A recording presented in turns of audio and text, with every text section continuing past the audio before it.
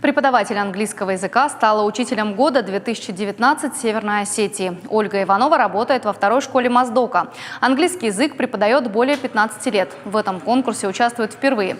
За звание лучшего учителя боролись более 10 человек из всех районов республики. Это учителя математики, химии, географии, осетинского языка, истории. Принять участие могли и педагоги начальных классов. Призерам и лауреатам конкурса вручили памятные подарки, а победитель получил денежную премию. После победы в республиканском этапе конкурса начинается подготовка к финалу Всероссийского учителя года. Он пройдет в Грозном уже этой осенью.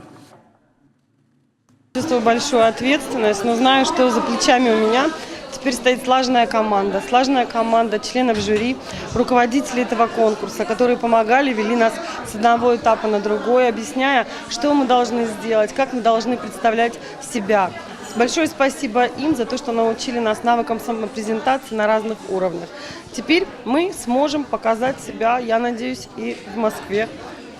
Для того, чтобы нашему победителю было легче и комфортнее чувствовать себя на всероссийском этапе, мы решили провести конкурсы все в формате всероссийского конкурса. И критерии, по которым мы их стараемся оценивать, это тоже критерии всероссийского конкурса. Каждый раз это высокий уровень профессионализма и высокое владение информационно-компьютерными технологиями.